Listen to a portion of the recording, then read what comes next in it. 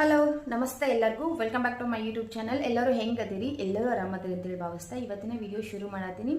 So ಇವತ್ತಿನ topic ಏನಪ್ಪ ಅಂತಂದರೆ, ನಾನು ಲಾಸ್ಟ್ ಒಂದು ಪ್ರೀವಿಯಸ್ ವಿಡಿಯೋ ಆದಾಗ ನನ್ನ ಪ್ರೆಗ್ನೆನ್ಸಿ ಜರ್ನಿನ ನಿಮ್ಮ ಜೊತೆಗೆ ಶೇರ್ ಮಾಡ್ಕೊಂಡಿದ್ದೆ. ಸೊ ಆ ವಿಡಿಯೋ ನೋಡಿ ಸುಮಾರು ಜನ ನನಗೆ ಕ್ವೆಶನ್ ಕೇಳಿರಿ. ನಾನು ಲಾಸ್ಟ್ ಒಂದು ಸೀಕ್ರೆಟ್ ಹೇಳಿದ್ದೆ ಎಲ್ಲರಿಗೂ. ಏನಪ್ಪ ಅಂತಂದ್ರೆ ನೀವು ನೋಡಿರ್ಬೋದು, ನೋಡದೇ ಇರೋರಿಗೆ ಇವಾಗ ಹೇಳ್ತೀನಿ. ನಾನು ಏನು ಸೀಕ್ರೆಟ್ ಹೇಳಿದ್ನಪ್ಪ ಅಂತಂದ್ರೆ, ನಾನು ಹೆಣ್ಣು ಮಗುವಿಗೆ ಜನ್ಮ ಕೊಡ್ತೀನಿ ಅನ್ನೋದು ನನಗೆ ಗೊತ್ತಿತ್ತು. ನಾನು ಮುಂಚೆನೇ ನನಗೆ 99% ನಾನು ಹೆಣ್ಣು ಮಗುನ ನನಗೆ ಆಗ್ತೈತೆ ಅನ್ನೋದನ್ನ ನಾನು ಗ್ಯಾರಂಟಿ ಮಾಡ್ಕೊಂಡಿದ್ದೆ ಅಂತ ಹೇಳಿದ್ದೆ. ಸೊ ಅದನ್ನು ನೋಡಿ ಒಂದು ಸ್ವಲ್ಪ ಜನ ನನಗೆ ಕ್ವೆಶನ್ ಕೇಳಿರಿ.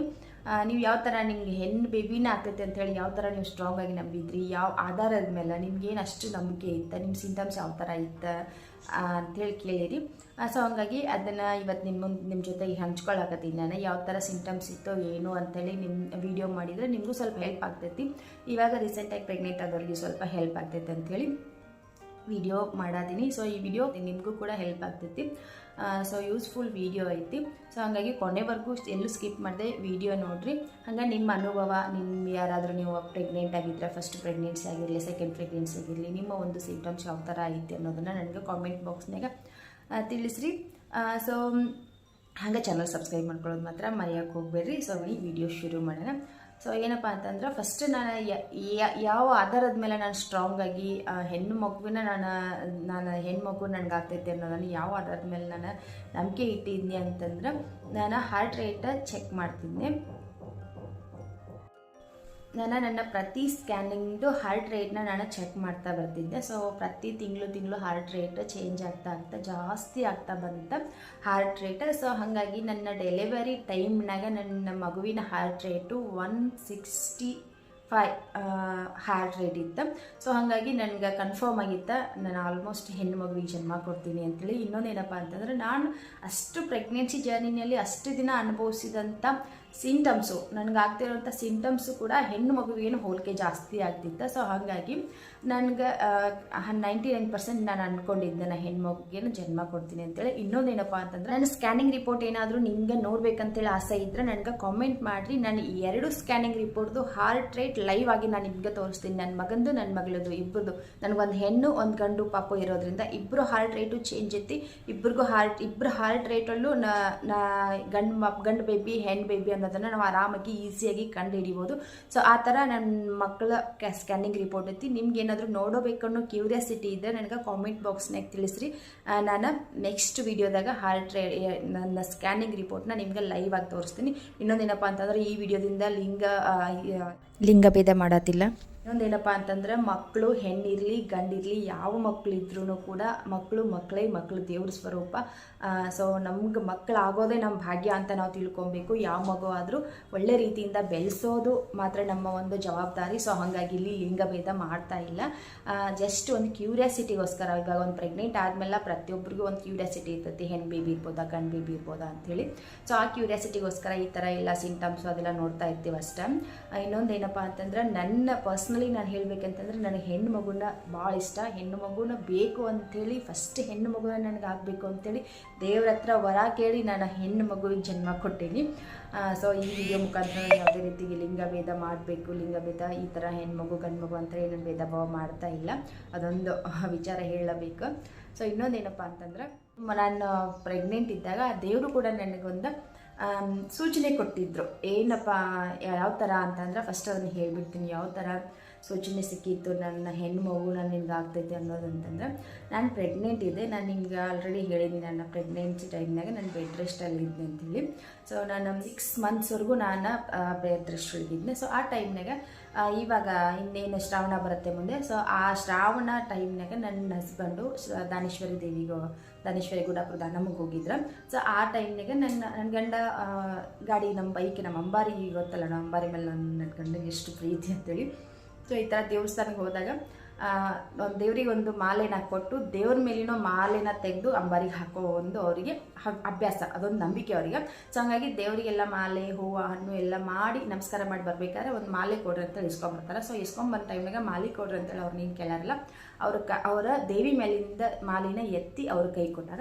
ಸೊ ಅವ್ರು ಬಂದು ಇನ್ನು ಗಾಡಿ ಬೈಕ್ ಹತ್ರ ಬಂದು ಇನ್ನೇನೊಂದು ಮಾಲಿ ತೆಗೆದು ಹಾಕಬೇಕು ಅಂತೇಳಿ ಅದನ್ನು ಓಪನ್ ಮಾಡ್ಯಾರ. ಕ್ಯಾರಿ ಬ್ಯಾಗ್ನ ಹಾಕೊಂಡು ಬಂದಿದ್ರೆ ಕ್ಯಾರಿ ಬ್ಯಾಗ್ನಾಗೆ ನಿಮ್ಗೆ ಓಪನ್ ಮಾಡಿದಾಗ ಅದು ದಂಡಿ ಇತ್ತು, ತಲೆಗೆ ಹಾಕ್ತಾರಲ್ಲ ದಾನಮ್ಮ ದೇವಿಗೆ ಹಾಕಿರುವಂಥ ದಂಡಿ ಅದಿತ್ತು.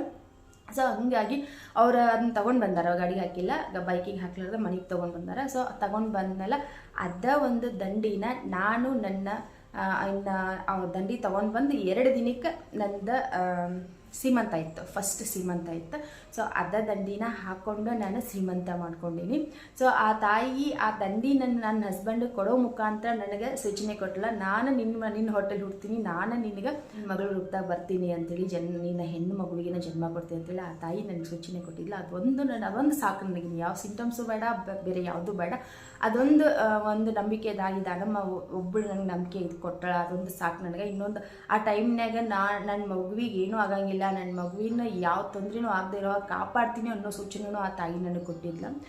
ಸೊ ಆ ತಾಯಿ ವರದಾನೇಶ್ವರಿಯ ವರವಾಗಿ ನನಗೆ ಸಿಕ್ಕಳ ನನ್ನ ಮಗಳು. ಸೊ ಹಾಗಾಗಿ ಅದೆಲ್ಲ ಆಯ್ತಪ್ಪ.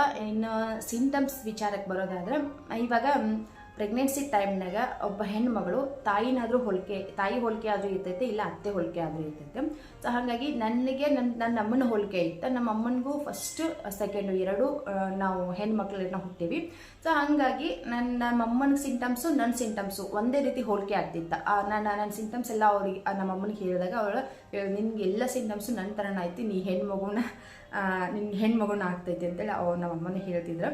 ಸೊ ಏನೆಲ್ಲ ಸಿಂಟಮ್ಸ್ ಇತ್ತು ಅನ್ನೋದು ನಿಮ್ಮ ಜೊತೆ ಇವಾಗ ಹೇಳ್ಕೊತೀವಿ.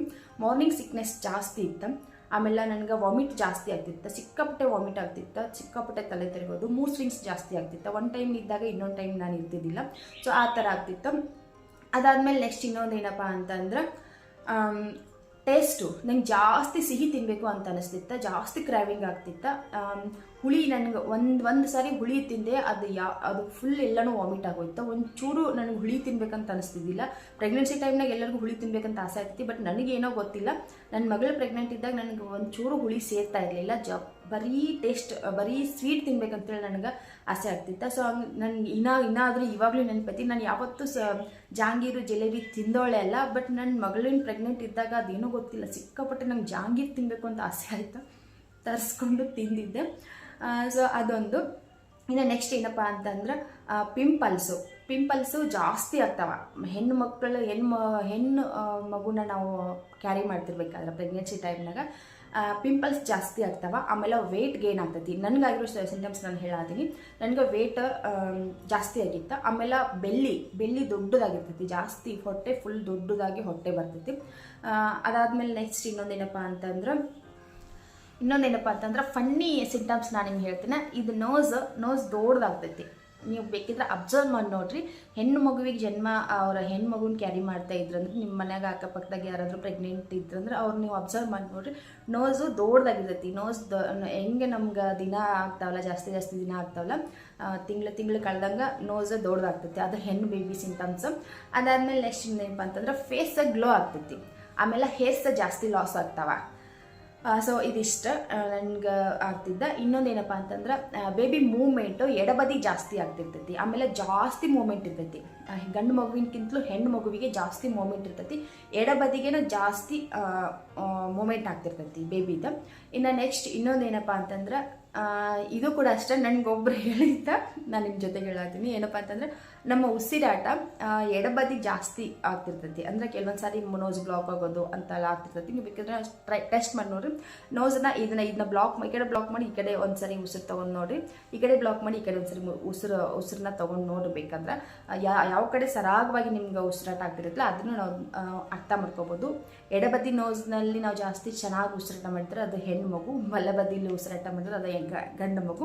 ಇದು ಆಪ್ಷನಲ್ ಆಗಿ ನಾನು ನಿಮ್ಗೆ ಹೇಳತ್ತೀನಿ, ಈಗ ನೀವು ಟೆಸ್ಟ್ ಮಾಡ್ಬೋದು, ಇಲ್ಲ ಬಿಡ್ಬೋದು. ಸೊ ಅದಾದಮೇಲೆ ಇನ್ನೊಂದು ಏನಪ್ಪ ಅಂತಂದ್ರೆ, ಹೆಣ್ಣು ಮಗು ನಾವು ಕ್ಯಾರಿ ಮಾಡ್ತಾ ಇದ್ವಿ, ನಮ್ಗೆ ಹೆಣ್ಣು ಮಗು ಹೊಟ್ಟೆಲಿ ಇತ್ತಂದ್ರೆ ನಮ್ಗೆ ಜಾಸ್ತಿ ಕೋಲ್ಡ್ ಫೀಲ್ ಆಗ್ತಿರ್ತೈತಿ. ನಮ್ಗೆ ಜಾಸ್ತಿ ಒಂದು ಸ್ವಲ್ಪ ವೆದರ್ ನಾರ್ಮಲ್ ಆಗಿದ್ರು ನಮ್ಗೆ ಕೋಲ್ಡ್ ಫೀಲ್ ಆಗ್ತಿರ್ತೈತಿ. ಅದೇ ನಾವು ಗಂಡು ಮಗುನ ಕ್ಯಾರಿ ಮಾಡ್ತಾ ಇದ್ವಿ ಅಂದ್ರೆ ಹಾಟ್ ಫೀಲ್ ಆಗ್ತಿರ್ತೈತಿ, ಜಾಸ್ತಿ ಶೆಕೆ ಆಗ್ತಿರ್ತೈತಿ. ಎಷ್ಟೇ ನಾವು ಗಾಳಿಲಿದ್ರು ಎಷ್ಟೇ ನಮ್ಗೆ ನಮ್ಮ ಆಜು ಬಾಜು ಕೂತವ್ರಿಗೆ ಅಷ್ಟು ಶೆಕೆ ಆಗ್ತಿರಂಗಿಲ್ಲ, ಆದ್ರೆ ನಮಗೆ ಮಾತ್ರ ಹಾಟ್ ಫೀಲ್ ಆಗ್ತಿರ್ತೈತಿ, ಶೆಕೆ ಆಗ್ತಿರ್ತೈತಿ. ಆಮೇಲೆ ಸುಸ್ತು ಆಯಾಸ ಸ್ವಲ್ಪ ಜಾಸ್ತಿ ಆಗ್ತಿರ್ತೈತಿ. ಇನ್ನು ಗಂಡು ಮಗುವಿಗೆ ಏನಪ್ಪ ಅಂತಂದ್ರೆ ಬೆಲ್ಲಿ ಚಿಕ್ಕದಾಗಿರ್ತೈತಿ, ರೌಂಡ್ ಅಪ್ ಆಗಿರ್ತೈತಿ, ಚಿಕ್ಕದಾಗಿರ್ತೈತಿ. ಆಮೇಲೆ ವೇಟ್ ಜಾಸ್ತಿ ಇರೋಂಗಿಲ್ಲ ಗಂಡು ಮಗುವಿಗೆ, ನೋಡೋಕೆ ನಾರ್ಮಲ್ ಥರನ ಕಾಣ್ತಿರ್ತೇವೆ ನಾವು. ಅದ ಹೆಣ್ಣು ಮಗು ಇತ್ತಂದ್ರೆ ಜಾಸ್ತಿ ನಾವು ದಪ್ಪಾಗಿರ್ತೀವಿ, ವೇಟ್ ಜಾಸ್ತಿ ಆಗಿರ್ತೈತಿ, ಆಮೇಲೆ ಬೆಲ್ಲಿ ದೊಡ್ಡದಾಗಿರ್ತೈತಿ. ಸೊ ಇದಿಷ್ಟು ನನಗಾಗಿರೋ ಸಿಂಟಮ್ಸು ನಾನು ನಿಮ್ಮ ಜೊತೆಗೆ ಶೇರ್ ಮಾಡ್ಕೊಂಡಿನಿ. ಹೋಪ್ ನಿಮ್ಗೆ ಈ ಒಂದು ವಿಡಿಯೋ ಯೂಸ್ಫುಲ್ ಆಗೈತೆ ಅಂತ ಅನ್ಕೊತೀನಿ, ನಿಮಗೂ ಹೆಲ್ಪ್ ಆಗೈತೆ ಅಂತ ಅನ್ಕೊತೀನಿ. ನಿಮಗೂ ಒಂಚೂರಾದರೂ ವಿಡಿಯೋ ಹೆಲ್ಪ್ ಆಗಿದ್ರೆ ವಿಡಿಯೋಗೊಂದು ಲೈಕ್ ಕೊಡ್ರಿ. ನಿಮ್ಮ ಒಂದು ಸಿಂಟಮ್ಸ್ ನಿಮ್ಮ ಪ್ರೆಗ್ನೆನ್ಸಿ ಟೈಮ್ನಲ್ಲಿ ಯಾವ ಥರ ಸಿಂಟಮ್ಸ್ ನಿಮ್ಗೆ ಇತ್ತು, ಇವಾಗ ಯಾರು ಪ್ರೆಗ್ನೆನ್ಸಿ ಇದ್ದರೆ ಯಾವ ಥರ ಸಿಂಟಮ್ಸ್ ನಿಮ್ಗೆ ಇವಾಗ ಐತಿ ಅನ್ನೋದನ್ನ ನನಗೆ ಕಾಮೆಂಟ್ ಬಾಕ್ಸ್ನಾಗ ತಿಳಿಸ್ರಿ. ಹಂಗೆ ಚಾನಲ್ ಮಾತ್ರ ಸಬ್ಸ್ಕ್ರೈಬ್ ಮಾಡ್ಕೊಳ್ಳೋದು ಮರೆಯೋಕೆ ಹೋಗ್ಬೇಡ್ರಿ. ಇದೇ ಥರ ಒಳ್ಳೊಳ್ಳೆ ವೀಡಿಯೋಸ ನಿಮ್ಗೆ ಬರ್ತಿರ್ತಾವೆ, ನೋಟಿಫಿಕೇಷನ್ ಆನಲ್ಲಿ ಇಟ್ಕೊರಿ, ನೀವು ವಿಡಿಯೋನ ನೋಡ್ಬೋದು. ಮತ್ತೆ ಸಿಗ್ತೀನಿ ನೆಕ್ಸ್ಟ್ ವೀಡಿಯೋದಾಗ. ನಮಸ್ತೆ.